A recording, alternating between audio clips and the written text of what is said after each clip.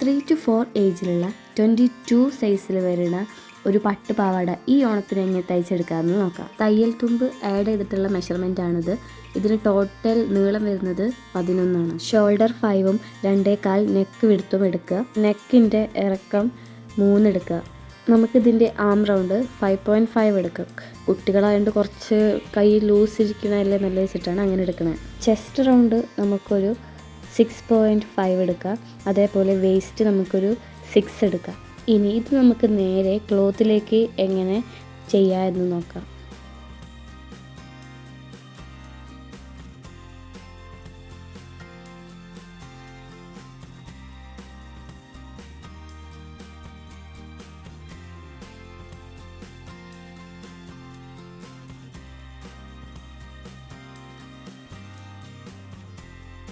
നമ്മുടെ മെഷർമെൻറ്റിനനുസരിച്ച് അപ്പോൾ അതിൻ്റെ ബോഡി പാർട്ട് വെട്ടിയിട്ടുണ്ട്.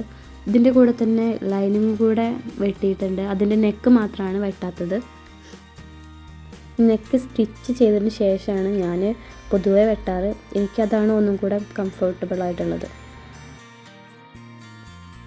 തയ്യൽ തുമ്പ് കാണാണ്ട് നമ്മളുടെ ഷോൾഡർ എങ്ങനെ പെർഫെക്റ്റ് ആയിട്ട് സ്റ്റിച്ച് ചെയ്യാമെന്ന് നോക്കാം.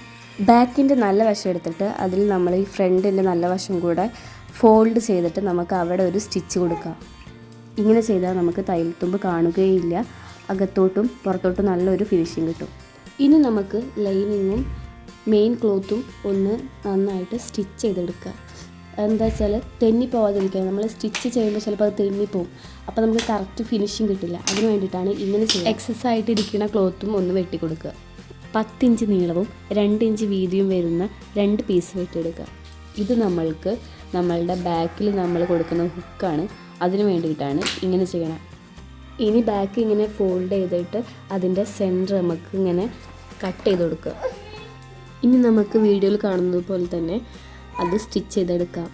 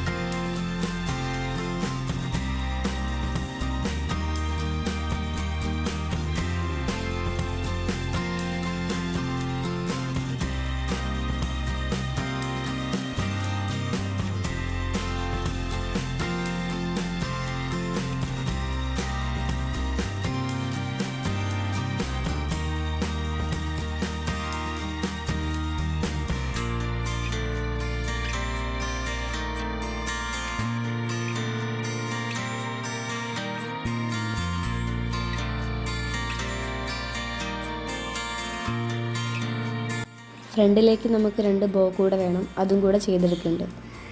ഇത് നമുക്ക് ഫ്രണ്ടിൽ അറ്റാച്ച് ചെയ്ത് കൊടുക്കാം. നമ്മൾ സ്ലീവ്ലെസ് ആയിട്ടാണ് ടോപ്പ് തയ്ക്കാൻ പോകുന്നത്. അതുകൊണ്ട് നമ്മൾ ഒരു ചെറിയ പീസ് എടുത്തിട്ട് അതും കൂടെ നമുക്ക് അറ്റാച്ച് ചെയ്തെടുക്കാം. കുറച്ചും കൂടെ ഏജ് കൂടിയ പേർക്കാണെന്നുണ്ടെങ്കിൽ നമ്മൾ ക്രോസ് പീസൊക്കെ കട്ട് ചെയ്തിട്ട് ചെയ്യേണ്ടി വരും.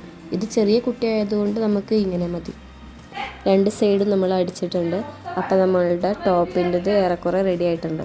കൂടാതെ തന്നെ നമ്മൾ ബാക്കിലൊരു വലിയ ബോ കൂടെ വെച്ച് കൊടുക്കുന്നുണ്ട്. അതുകൂടെ കഴിഞ്ഞാൽ നമ്മളുടെ ഈ ടോപ്പിൻ്റെ ഓവറോൾ സ്റ്റിച്ചിങ് കഴിഞ്ഞിട്ടുണ്ട്.